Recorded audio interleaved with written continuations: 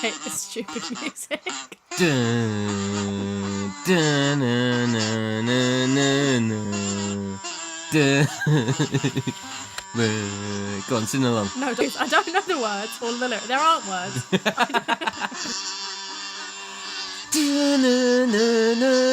I think that's enough. Do you hear that? Do you hear that? That's the sound of anyone that would have watched this video leaving. And just to prove how annoying you are, you did that from when we left the station to when we reached the cinema. You did that the entire trip. And I have proof, before you say I don't have proof, because you told me to film it for my Snapchat, so shut up. Because you're so weird. Speechless for the first time in his life. Are you starting again? No. Hello, everyone. So basically, yeah, we went and watched Avengers Endgame, if you hadn't already guessed, from the YouTube title and me playing that music twice. But, yeah, spoiler-free review. Here goes. I loved it. Hannah. It was a good film. Okay, that's the spoiler-free review done. Cheers, guys. We'll see you next time. Time for the spoilers. Time for the spoilers! And now everyone that's listening to I'm this sorry, is deaf. I do apologise. Now you can't hear the spoilers because you can no longer hear. There you go. It's a coping mechanism.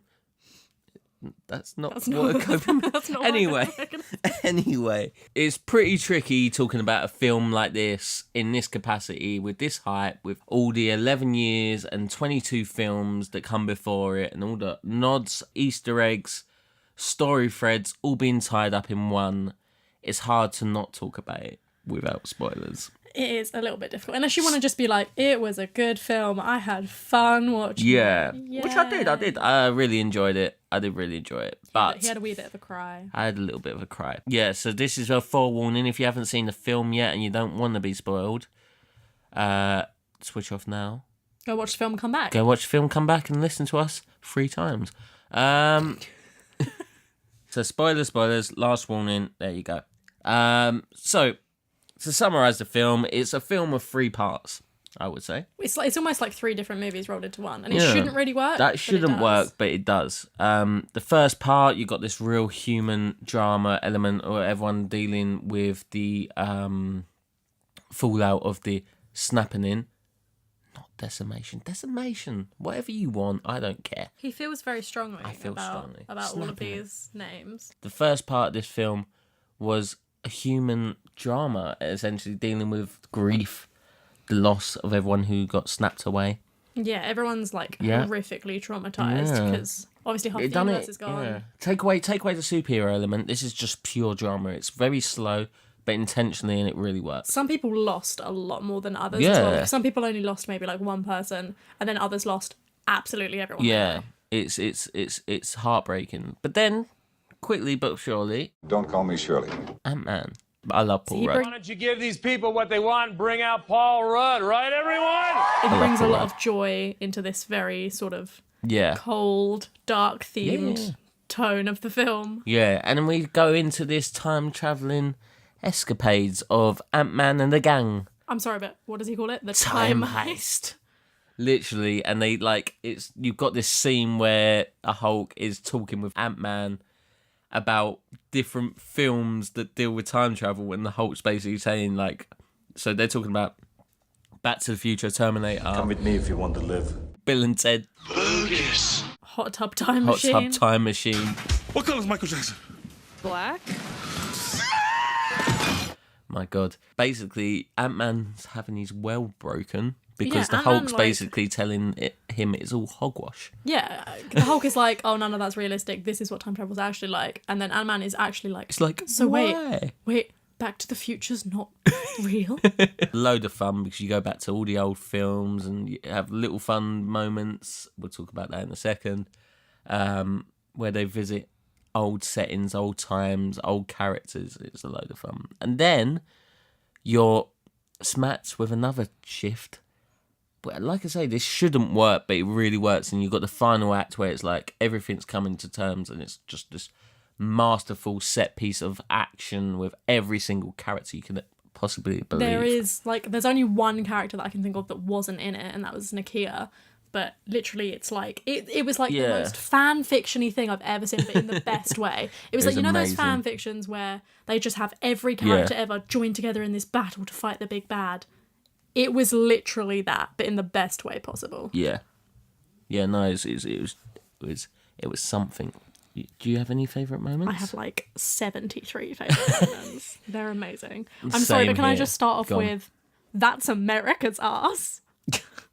But Captain America is just amazing in this. One of my favourite moments was all the stuff when he's in the battle in New York. He's having a fight with himself, and his other self, it says, "I can do this all day," and he's like, "Yeah, I know." Like really yeah. sulking, like, He's "Oh like, "Yeah, God, I know." yeah, I know." And it's just hilarious. And then another little moment. Hail Hydra. The Hail Hydra moment. Hydra. It's just loads of little moments with Cap. Cap was sublime in this. Obviously, if you're still here, you would have seen it. Otherwise, you're just ruining it for yourself. Don't do that. And Cap picking up Thor's hammer. Definitely one of the best scenes in the That entire was film. amazing. That was It was like, sort of...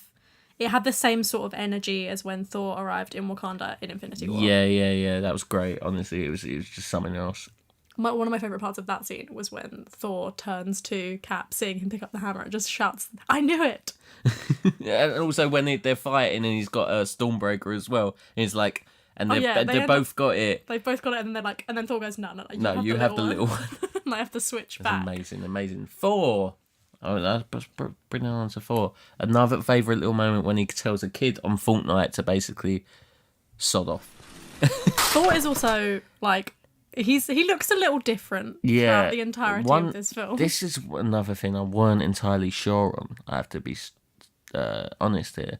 I'm still not sure on. It's one of my only issues. Thor has been deeply depressed since the snap and has taken to like horrific alcoholism. It's played for laughs, and there are moments, I'm not gonna lie, that are hilarious. Like seeing Thor fat, and He's also like he's fat and jacked at the same time, so it's it's a weird. weird. Look. It's a weird. He's got look. this big Lebowski thing going on. Like they even say that in the film.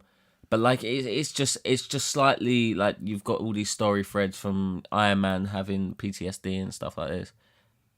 It's kind of one or the other, and I'm not saying you can't have fun with it, but it just felt a bit weird tonally. It was very strange because they take Iron Man's mental health so seriously, but then they make and then a it was joke the out of Thor. Thor's. It was just like It was like, which one is it? Is it is mental health serious or is it a joke? Obviously, I don't want to be a party pooper because I did quite love what they did with Thor. It was weird, but like obviously you're saying, like we're saying, with all the stuff behind it, you've also got to be a bit like thinking about it. Another little issue I had was Captain Marvel. For me, I feel like she was meant to be in it more.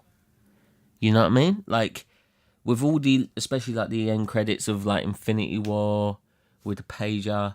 And especially at the end of Captain Marvel, when the end credits of that is she appears at the Avengers base when they're waiting for her. It was like, okay, Captain Marvel's going to be the saviour here. She does help out a lot. She does help out a lot, but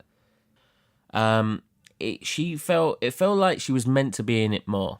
Like she had some amazing moments where she basically took on Thanos' ship and blew it up, and like he headbutted her, and she was like, "Nah, mate." Yeah, not having that. Thanos attempts to headbutt her violently, and she does not react. She's just like, whatever. She doesn't even blink. Which is great. It just felt weird that she wasn't in it as much.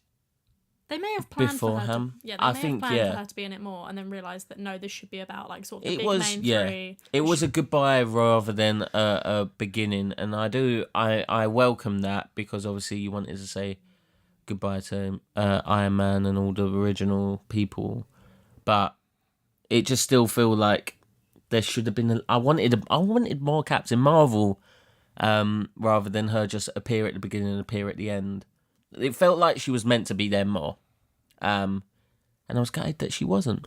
I thought it was a little bit strange that Nakia wasn't in it more because I mean, yeah, we but didn't get to see her in Infinity War or in Endgame. maybe that's why. I mean, not being funny. She's the only sort of like main Wakandan character that we don't get to see. Yeah, it's. I understand where you're coming from, but at the same time, how many more characters can you fit in without there it was being? a lot of characters. She was the only one that we sort of like notable character that was absent. I can see what you're saying there. But there's not a lot of complaints I have about this film. It was I don't think I've enjoyed a film that much in a long time. What about the endings? Emotionally heart-wrenching. I went through like 20 packets of tissues. I'm sorry for anyone who was in the cinema with us. I was just the emotional wreck in the corner. So obviously you had the goodbyes to at least, well, obviously you lost, what was it, 4 of the 6 originals? I mean, four goes off with the Guardians. He's not really gone, I think. He's just on to a new chapter. Yeah, there's sort of the characters we lose. Nat dies. She dies. I don't know what's going to go on with that because obviously she's got a solo film coming out. Yeah, I think that's going to be a prequel, but still. But Nat is dead, and it's Iron Man sacrifices himself. Yeah, Iron what Man a beautiful also. I am Iron Man. What a lovely finish, and that was done perfect for me. Tony's funeral is one of my favourite parts of the film because all of his children are there. Like you have Peter's there, and you have Morgan, who he has a daughter in this film as well. Morgan and you have that there. random kid from Iron Man 3 You there. have Harley's there. You have Nebula's there, who's like his adopted space daughter. Yeah, it's just it's done perfectly. And then the last but not least, this is the one got me the most, was Captain America's story. He goes back in time right at the end to put back everything right. And he's like, all right, yeah, I'll be back. And he'll be back in a minute.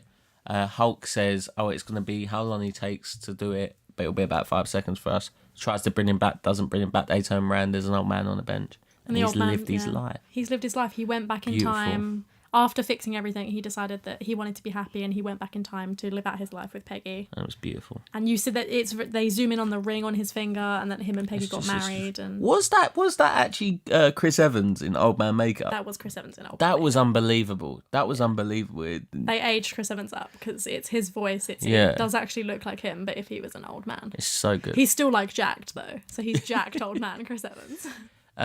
But yeah, a brilliant film for me, in my opinion. It was a brilliant way to say goodbye to all what we've known before, and also some slight little hints to what will come. Before that, there is something I want to say though. Go on. I liked the fact that a lot of characters got closure, not just about the goodbyes, but like they just generally got closure. Like Clint got to say goodbye to Nat. Thor got to say goodbye to his mum. Yeah. You got Peter and Pepper getting to say goodbye to Tony before he died. And I liked the fact that Pepper didn't just say like, I love you, I'll miss you, stuff like that. It was, she told him that her and Morgan's going to be okay. They're going to be okay, and that Tony can finally rest. And I thought that was a really nice sort of unique way to say goodbye. Yeah. It was just the whole film. And I'm interested to hear about what you guys think about it, because I can also see it being quite unimpressive for certain people, because they're, like I say, the issues with it being 3 different films worked for me, but could also definitely not work for other people. Yeah, I think it's one of those films where you have to be a fan of the franchise. You'll get as much as you put into it, basically, and just for that reason, yeah, I think it was a good experience. It was, definitely. So obviously, that's our Endgame review. I hope you liked it. Let us know what you thought of Endgame in the comments below and all that. Like, share and subscribe our YouTubes and all that. But also go and follow Hannah here at Destria. And follow myself at film_Frankie. Or you can follow us at League of Idiot Film Experts at idiot_film. And there's a load more people here. I'm sure you'll hear from a few more of us soon. But yeah, just let us know what you think or whatever. It don't really, yeah. Comment, like, and subscribe. Comment and all that stuff or whatever else. Don't, whatever. I'll send the boys around if you don't. Don't do that. Okay. You can't threaten people. Do it. Alright, bye guys.